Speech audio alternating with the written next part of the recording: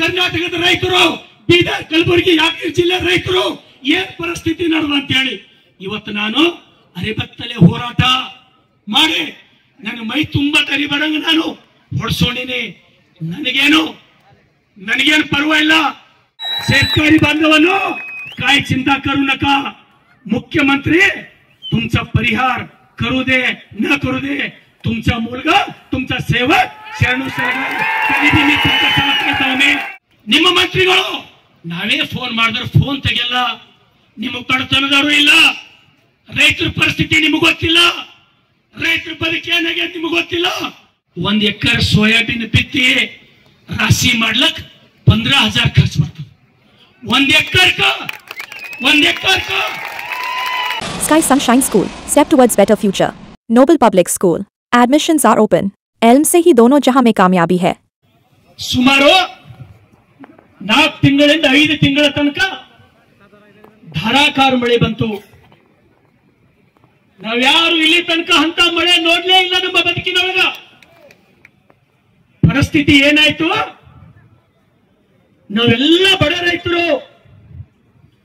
ಈಗಾಗಲೇ ಒಂದು ಪೀಳಿಗೆ 1972 ಬರಗಾಲ ಬಿದ್ದು ಬಾಂಬೆ, ಪುನಾ, ಹೈದರಾಬಾದ್, ಬೆಂಗಳೂರು ಸೇರದ. ಒಂದು ಪೀಳಿಗೆ ನಮಗೆ ಪೂರ ಹೋಗ್ಯದ. 1972 ಆದ ಮೂಲಕ ಅದಕ್ಕಿಂತ ಇದು ಭಯಾನಕ ಹಸಿ ಬರಗಾಲ ರೈತ ಬಂಧುಗಳೇ. ಇದು ನಾನು ಯಾಕೆ ಈ ರೀತಿ ನಾವೆಲ್ಲರಿಗೆ ತಗೊಂಡು ಅರೆಬೆತ್ತಲೆ ಹೋರಾಟ ಮಾಡಲಿಕ್ಕೆ ಕಾರಣ ಏನು? ಸರ್ಕಾರಕ್ಕೆ ಕಣ್ಣಿಲ್ಲ, ಸರ್ಕಾರಕ್ಕೆ ಕಿವಿ ಇಲ್ಲ, ಸರ್ಕಾರಕ್ಕೆ ಹೃದಯ ಇಲ್ಲ. ಸರ್ಕಾರದಲ್ಲಿರ್ತಕ್ಕಂಥ ಮಂತ್ರಿಗಳು ಅವ್ರು ಯಾರು? ಬಹುತೇಕ ಪಾಲು ರೈತರ ಮಕ್ಕಳಲ್ಲ. ಅವರೆಲ್ಲ ಬೆಂಗಳೂರು ಹುಟ್ಟಿ ಬೆಂಗಳೂರು ಕಾನ್ವೆಂಟ್ದೊಳಗೆ ಓದಿ MLA ಆದವರು, ಮಂತ್ರಿ ಆದವರು. ಅವ್ರಿಗೆ ರೈತರ ನೋವು ಗೊತ್ತಾಗ್ತದ? ರೈತರ ನೋವು ಗೊತ್ತಾಗಲ್ಲ. ಮುಖ್ಯಮಂತ್ರಿಗಳೇ, ಉಪಮುಖ್ಯಮಂತ್ರಿಗಳಾದಂತ ಸನ್ಮಾನ್ಯ ಶ್ರೀ DK ಶಿವಕುಮಾರ್ ಅವರೇ, ಚೆಲುವರಾಯ ಸ್ವಾಮಿ ಅವರೇ, ಎಷ್ಟು ಮಳೆ ಬಿದ್ದು ನಮ್ಮ ತೊಗರಿ ಟೊಂಕಿತನ ಮುಳುಗುವುದು. ನಮ್ಮ ಸೋಯಾಬೀನ್ ನಾವು ಬದುಕಬೇಕಾಗಿತ್ತು. ನಮ್ಮ ಅನ್ನ ಇತ್ತು ತೊಗರಿ ನೀರೊಳಗೆ ಮುಳುಗಿ ಮತ್ತೆ ನಾಟಕಿ ಬಂದು ಹೋದು. ನೀವ್ಯಾರು ಬಿ ಒಬ್ಬರನ್ನು ಬಂದು ಒಂದೇ ಹೊಲದ ಕಾಲಿಡ್ಲಿಲ್ಲ, ಒಂದೇ ಬೆಳೆ ಹೋಗಿ ನೋಡ್ಲಿಲ್ಲ. ಯಾಕಂದ್ರೆ ನಿಮಗೆ ರೈತರ ಬಗ್ಗೆ ಕಿಂಚಿತ್ ಏನು ನಿಮಗೆ ಬ್ಯಾನಿ ಇಲ್ಲ. ನಾನು ನಿಮಗೆ ವಿನಂತಿಯನ್ನ ಮಾಡ್ತೇನೆ. Knowledge Park, the Creative School. Admissions are open from LKG to 10th standard. Free uniform for new admission students. ನಿಮಗೆಲ್ಲರಿಗೂ ಗೊತ್ತಿರಲಿ, ಇವತ್ತೆಷ್ಟೋ ಜನ ನಾನೇನು ಕಾಂಗ್ರೆಸ್ಸಿನೊಳಗ ಎಲ್ಲ ಮಂತ್ರಿಗಳು ಖರಾಬರ ಅಂತ ಹೇಳ್ತಾ ಇಲ್ಲ. ನಾನು ಅಲ್ಲಿನೂ ಕೂಡ ಕೆಲವು ಮಂತ್ರಿಗಳರ, ಬಹುತೇಕ ಮಂತ್ರಿಗಳು ಗೊತ್ತಿರಲಿಲ್ಲ ನಿಮಗ.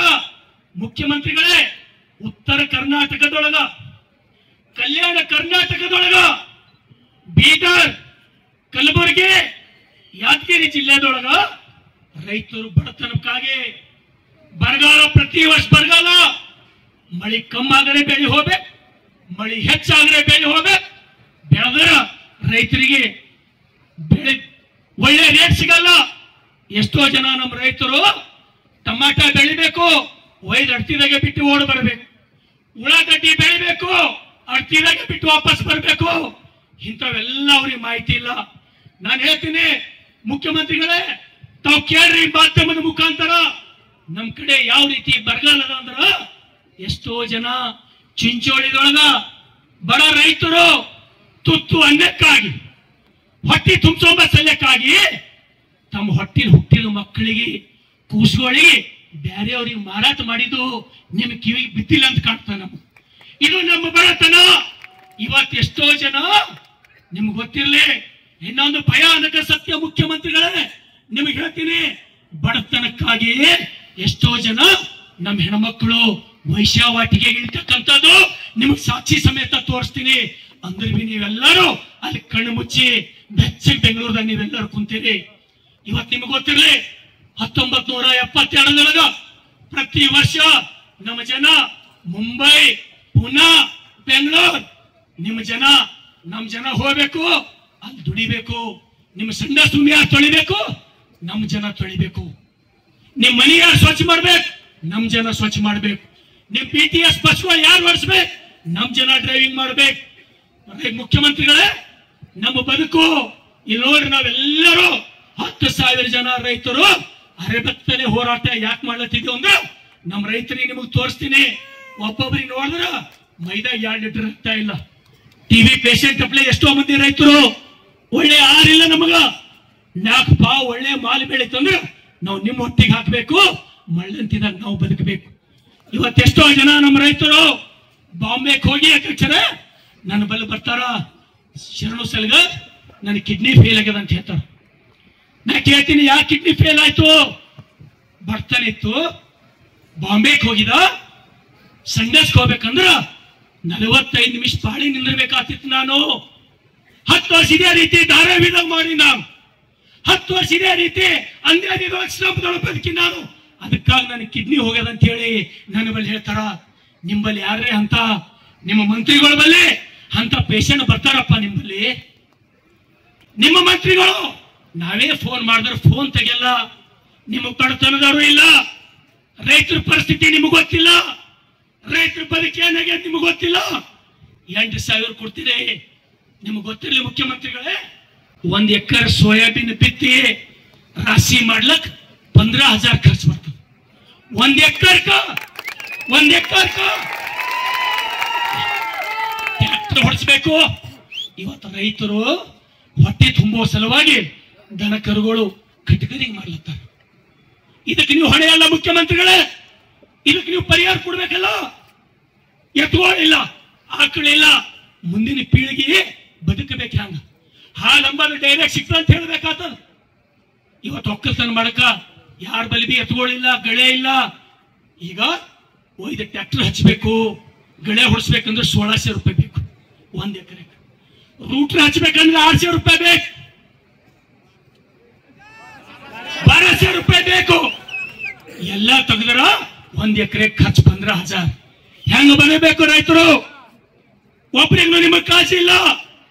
ಉತ್ತರ ಕರ್ನಾಟಕದ ರೈತರು, ಬೀದರ್, ಕಲಬುರಗಿ, ಯಾದಗಿರಿ ಜಿಲ್ಲೆ ರೈತರು ಏನ್ ಪರಿಸ್ಥಿತಿ ನಡೆದ ಅಂತ ಹೇಳಿ ಇವತ್ತು ನಾನು ಅರೆಬತ್ತಲೆ ಹೋರಾಟ ಮಾಡಿ ನನ್ನ ಮೈ ತುಂಬಾ ತರಿ ಬರಂಗ ನಾನು ಹೊಡ್ಸೋಣಿನಿ. ನನಗೇನು ಪರವಾಗಿಲ್ಲ. ಇಂಥ ನೋವು ಪ್ರತಿಯೊಬ್ಬ ರೈತರಿಗೆ ಇಲ್ಲಿ अनेक जन मला माहित आहे. सर्वेन बहुत लोकांना कन्नड तुम्हाला माहित होत नाही, कन्नड कळत नाही तुम्हाला. तरी पण मी मला माहित आहे तुम्ही किती अवघड मध्ये आहे, तुम्हाला किती संकष्ट आहे मला माहित आहे. शेतकरी बांधवांनो, काय चिंता करू नका. मुख्यमंत्री तुमचा परिहार करू दे न करू दे, तुमचा मुलगा, तुमचा सेवक ಶರಣು